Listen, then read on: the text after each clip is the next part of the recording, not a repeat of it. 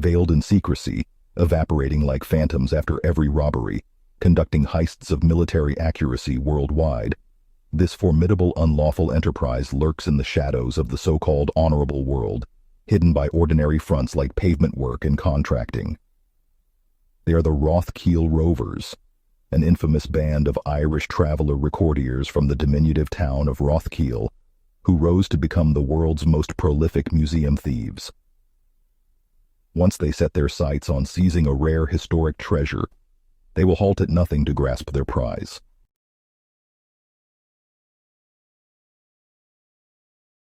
Our winding journey into the clandestine world of this remarkable crime organization initiates on the Emerald Fields of Ireland. The Rathkeale Rovers belong to a distinct ethnic group classified as Irish travelers, who uphold a semi-nomadic way of life on the margins of mainstream society. Though travelers have inhabited Ireland for centuries, clinging to old customs of crafts and trade, they have also confronted ongoing prejudice and segregation from the settled populace. Economically disadvantaged, with scarce opportunities, some travelers turn to ingenious criminal enterprises to advance, and so the Rovers' posse was conceived.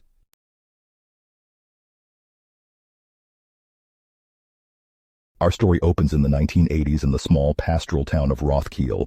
Here, one traveler clan of extended families uncovered a lucrative niche, obtaining rhinoceros horns and trafficking them to China. They dispatched raiding contingents across Ireland to pillage museums of this precious substance. The horns were smuggled to China, where myths about their medicinal properties stimulated surging demand. Profits from this illicit horn trade skyrocketed into the millions. However, their robbery spree inevitably attracted some attention from Irish authorities. But the prospect of boundless profits addicted the posse. They had now fixed their sights on larger game beyond Ireland's borders.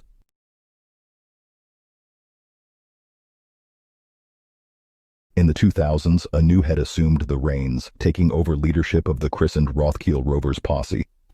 What followed would be a spectacular ascent into criminal notoriety. Under this new direction, the Rovers shifted to a pricier target, a precious metal rarer than gold. The posse now sourced stolen rhodium from Russian suppliers, producing tens of millions in windfall profits. But you see, the Rovers, they were pondering bigger. They had their eyes set on Europe's spectacular castles, museums, and auction houses, brimming with artifacts of untold historic and monetary value, ready for pillage by ambitious thieves. Equipped with inside intelligence assembled by embedded scouts, the Rovers strategized infiltrating elite European institutions, sheltering treasures worth hundreds of millions. Back in quiet hometown Rathkeale, few were aware of their gallivanting high-stakes exploits, performed with brazen confidence and skill.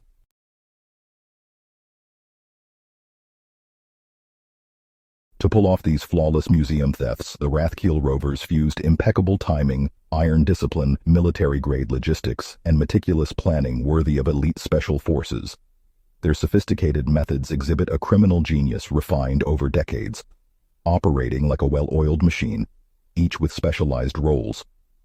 Inside, men scouted target museums as undercover employees, assembling intel on routines, floor plans, and security gaps.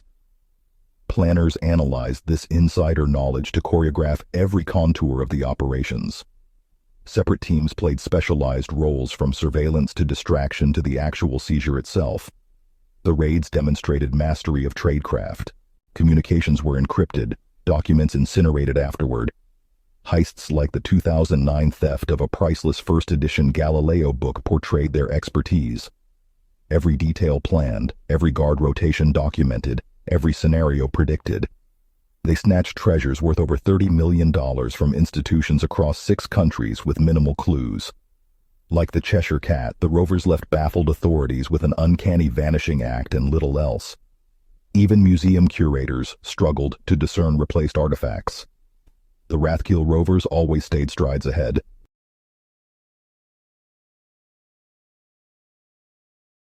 Of course, converting plundered masterpieces into stacks of cash necessitated a web of shadowy figures eager to discreetly procure prized black market contraband. No questions asked. Here too, the Rovers excelled. They evolved into intermediaries between thieves and private collectors, who craved rare historic treasures to exhibit in luxury homes as trophies. This underground economy enabled the Rovers' rampant pillaging. Each flawlessly orchestrated heist emboldened the Rathkeale to expand their reach. Every unsolved mystery further confused police agencies across Europe. The Rovers were ascending into elite transnational operators.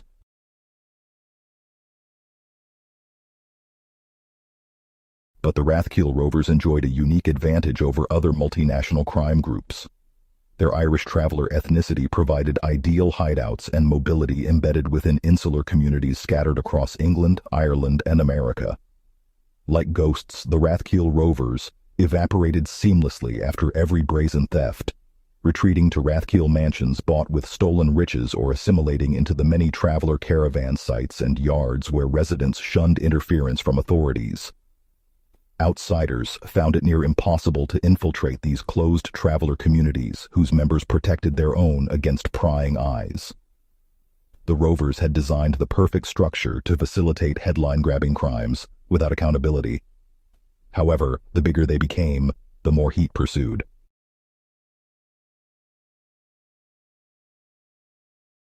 After a 2014 museum break-in in England, the tightening dragnet finally ensnared several prominent rovers.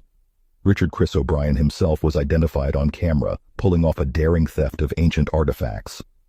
Authorities hoped arrested rovers might turn informant, but the Traveler Code of Silence held firm. Chris tried escaping to America but was nabbed. Finally facing serious charges, the rovers' charmed life of impunity seemed threatened.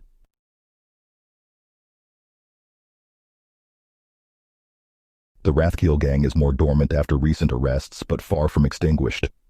Experts believe over 150 core rovers helped execute their stunning string of art thefts worth around $100 million. Many veterans remain free with enough plunder to lay low for life. Despite scarce media coverage of their extraordinary criminal saga, they're now etched into history's most infamous crime cadres through sheer ingenuity.